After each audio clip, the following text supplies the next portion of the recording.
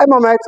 Okay, so let's talk a little bit about the result first of all, and then obviously get back to the root cause. Okay, so the result is, or the result is caused by being above the plane halfway down. Okay, now you don't want to hit from there because it's above the plane. It's going to be horrible, steep, squeezy, and obviously a bit out turn.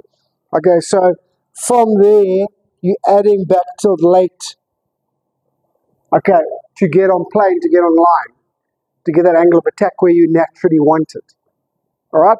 So if you think back towards sort of the end of last season, what I was trying to teach you with that tee down one, where you tee the driver down low, get the ball position, sort of 6-iron ball position just forward of center, is that when you get above halfway down, if you just go left and lead the handle, you're going to hit this above plane, slight pull, spinny fade. Okay, which is, it's okay to have in the bag rather than working too hard to get on plane, especially since we hadn't started to work on the end of the backswing. Because then you could just free flow, be slightly out of sync, slightly above the plane, but know that the ball is going to be a little pull, spinny fade. Okay, so that's kind of what I was trying to teach you with that. And always that our body must continue working on the angles that you've set up. Okay, you do not want to be changing body angles of impact. That leads to a lot of inconsistency. It's kind of what I was trying to teach you, right? But that is the cause, right? Or that's the cause of the result. The cause of getting above plane is the end of that backswing, right? So it's all good. Setup look much better, much less dipping and moving. End of the backswing, much less tilting, so that's good, all right? But the arms disconnect and get across. It's not so much that it's long, it's that it's across. So now we're going to get this club back on plane, all right, while our body is maximizing its resistance, its tension, and starting to accelerate. Okay, it's too hard to do. Now, if you did it deliberately, that would actually be fine, but then you would argue, why do it deliberately? Just go there, because you're not creating anything extra. Okay, so we just got to keep working into that backswing. We had to work on that little dip. All right, and obviously touch a little bit on that because all of a sudden your strike and your irons went because we had to do that. That looked better already, so that's fine. And now we're going to go back to working on setting the club there. If we get long, we set the club there. So that as we change direction, the club head is on plane. Then we can still freewheel through impact without having to add that back tilted impact. Okay, we'll just prior to impact. And then obviously from there, getting completely offline. Okay, so that's kind of how it works, right? Okay, so back to work. All right, I still want to neaten up, okay, because it's always just a good thing to do. All right, so this week's warm-up, we're going to start off with double knee flex drill. It's a neatening up drill, but it's also a flatter plane drill, which is obviously great for us. Okay, so just a little double knee flex. This is a 6-iron, 8-7, 6-iron, something like that. Normal setup, okay, double knee flex, back up, widen up. Okay, now the idea of double knee flex is now little 3/4 swings, but really control your knee flex and your distance from the ball, your shoulder planes. Okay, any movement and you're going to really struggle to hit the ball. All right, so normal setup, double knee flex, check my hands drop between my knees. Now I make space for them, widen the stance to match everything up. Okay, stay very still. Okay, swing in that posture and hit the middle of the face. Okay, really cool drill. Okay, so that's your warm-ups, or first party warm-up. Okay, and the second part of the warm-up is wedges. All right, let's go back to swing length control, 9 o'clock, 10 o'clock. This is going to help our synchronization. It's also going to help our wedge play. You know, I'm really focused on getting that wedge play, to the next level. Okay, so we want 9 o'clock. See how you feel. Do sort of 3, 4, or 5 with each wedge. 9 o'clock. Okay, so 9 o'clock, obviously we're stopping the shoulders as the arm reaches 9 o'clock. But we're also trying to get that club to set on the plane.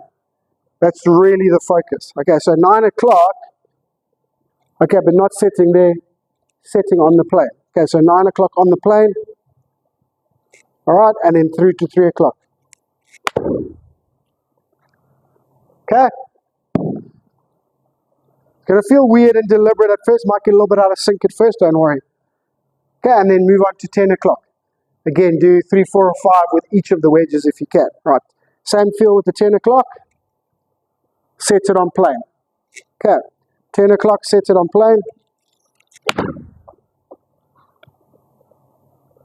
Okay, and obviously send me videos of those. It's going to help with the synchronization. It's going to help with the plane awareness. Well, it might not feel great on the downswing synchronization-wise just at first.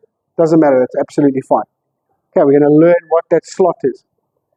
Okay, now obviously the idea at the full swing is that under resistance we actually get into the same slot. But we do it with weight shift and with torque at the top of the golf swing, and we move the club from there into that slot. Okay, it's actually about closer to the 10 o'clock slot, but it doesn't matter. Into that slot, okay, but under tension without putting it there. Okay, then from there we can just freewheel. Okay, so, but also as I say, I want those wedges dialed in as sharp as possible. Okay, so that's the warm-ups. Okay, then, full swing wise, to work on the end of that backswing.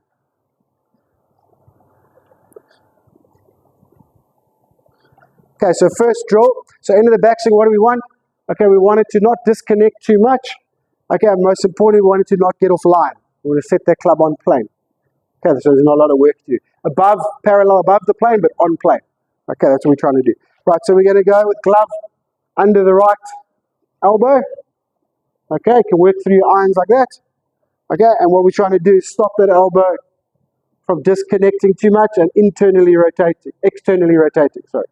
It should set there as your shoulder turn stops, bang, bang, not that extra move, right? But for me, it's more the arms view, but we can control it with that right elbow. Okay, so full swings if you can. Okay, and I think they'll feel disgusting, but I think on camera it's going to look better than what you think. Okay, so don't let that elbow come out, yeah? Okay, so that's drill number 1. And then drill number 2 is stop drill, not pause, stop. So we stop at the top of the backswing, a good 2 seconds, all right? Now, when we're trying to stop, we focused on where we're setting that golf club. That's the focus. Again, not too long when across with the arms, setting perfectly on plane. Okay, obviously no tilt of the shoulders. Okay, so you've got time there at the top just to check everything's in order. Okay, so all the way to the top, stop, happy, and off you go. Okay, so that's a little bit of the work. Drilling those body angles, learning to find our plane, understand, feel that plane better. Okay, and then controlling the end of that backswing so that we can naturally find that slot more and more and more often. Okay, can't be finding the slot through impact. It's never going to lead to consistent results. Alrighty, hope that all makes sense, my mate. Let me know if you have any questions. Okay, and obviously send me some videos from the range. Alrighty, have a good week.